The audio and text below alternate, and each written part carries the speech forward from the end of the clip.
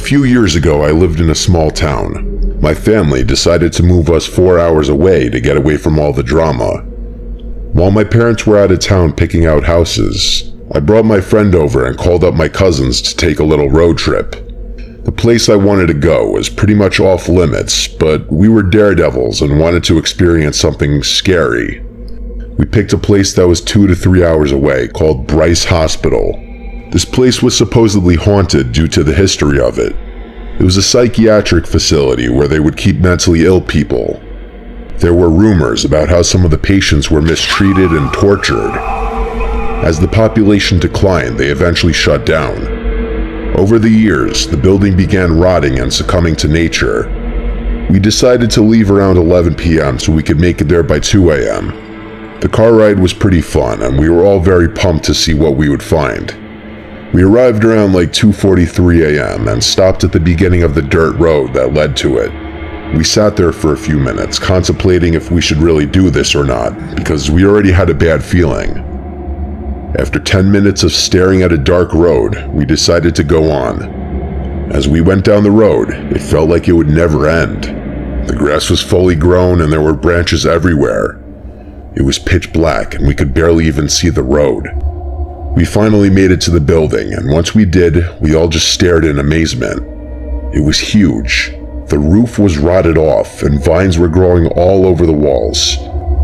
In the middle of the parking lot, or what was once the parking lot, had a giant old water fountain that also had vines growing from the sides. It was so dark we could only see what the headlights illuminated. We turned the car off and got out. We began walking into the building, and the first thing I noticed was pentagrams sprayed all over the walls. We kept walking farther in, and made our way up the stairs, which was very hard considering they were practically non-existent. We climbed a ladder and got onto what was left of the roof. We looked around, and noticed a light in the front of the building. It looked like a phone light. We called out, but nobody answered, and the light vanished as quickly as it appeared. My cousin told us to follow him into another room so he could make sure we were safe, but I had a terrible feeling. I wandered off into another room that was right beside the room they were in. I looked around and saw old mattresses and more graffiti. I heard my cousins talking when all of a sudden, I heard a faint sound. It was like someone threw a rock at the window of the room I was in. I didn't think anything of it and kept looking around. I met back up with my cousins and friend. We decided to go to the basement to check it out. Once we got down there, we had to take a break because it was difficult getting to the bottom due to the stairs being smashed. We sat there catching our breath until we heard a voice from the back of the room. We all paused, looking at each other. I was too afraid to move, fearing whatever was in there would come after me. My cousin walked back there slowly and shined his light around.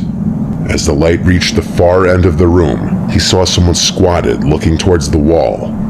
My cousin began backing up slowly with the light still on the guy. Once he got back to where we were, he lifted us out and began pulling himself out. Once we were out, he yelled to the man, asking if he was okay.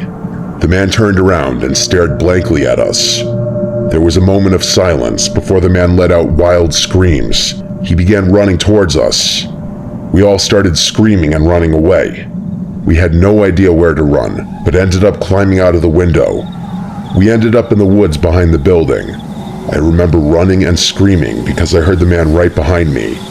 My cousins were far ahead of me, and I saw their flashlights slowly fading. I ran into so many trees that my entire body started to ache. I finally caught up to them in a clearing.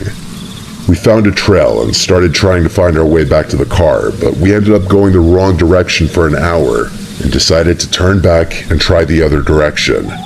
It was a grueling way back, but we finally saw the building again and sighed with relief knowing we weren't far from the car. As we approached the car, we heard rustling in one of the bushes by the building. And like before, a rock flew out and hit my friend.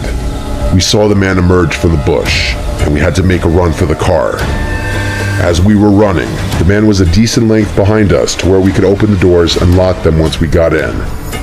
We started up the car, and when we did, the headlights turned on, only to show the man running towards us.